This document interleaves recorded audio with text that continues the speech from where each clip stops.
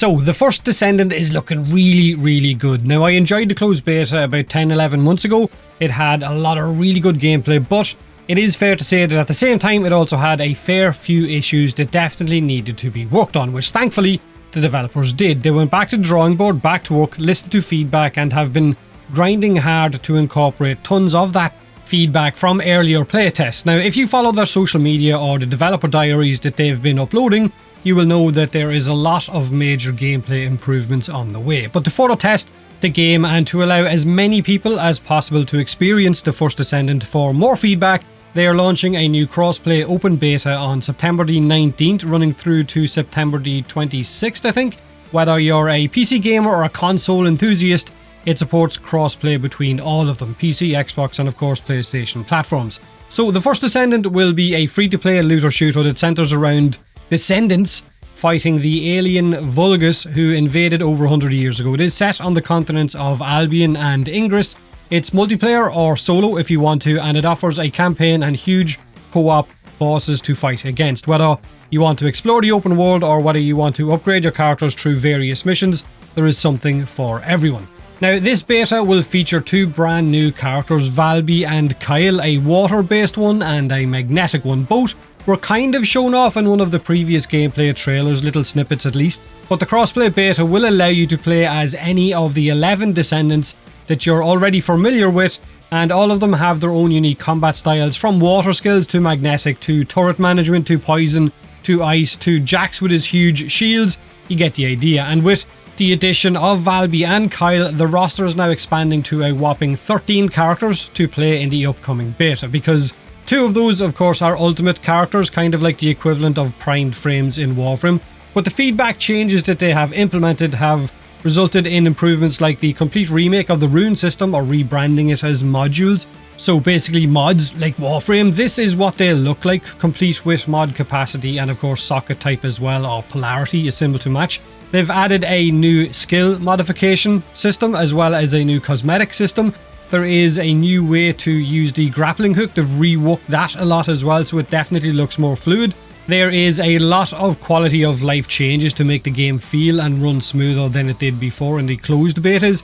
There is different mechanics for weapons and of course the sounds to make them feel beefier and handle better as well. They've streamlined the mission areas or the battlefields, so there's no more kind of linear progression where you had to complete one mission before moving on to the next one. Now you can pick and choose your battles throughout that area, that battlefield area. There is a lot of new mission types, from extermination to collection to dungeons, with unique boss mechanics and I guess invincibility phases by the looks of it as well, where you're going to have to do something to knock the invincibility phase off the boss before you can deal damage. There is also the huge void intercept raids against those massive bosses, where they will have weak points for you to deal damage, and those bosses will drop specific loot depending on which piece of the boss you smash. So there's a lot coming with the game. There is new dynamic enemy spawning, where you're out on the battlefield. The game now forces you to adapt and use your abilities to survive, as enemies might spawn on top of you, whereas previously those enemies would have been pre-spawned, which allowed you to, I guess, pop them from range. There is areas which will be no resurrection zone, so once you go into it, if you die, then basically that's it.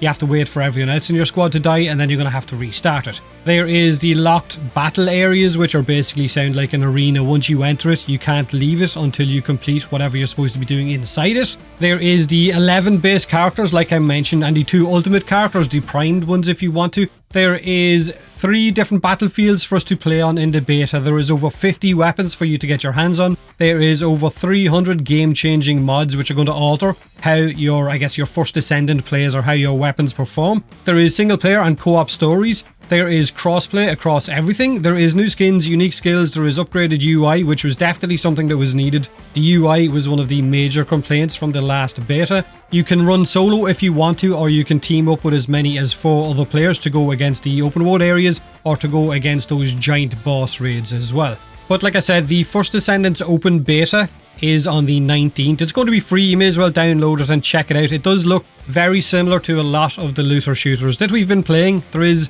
a lot of Warframe similarities, if I remember rightly, back to 10 months ago.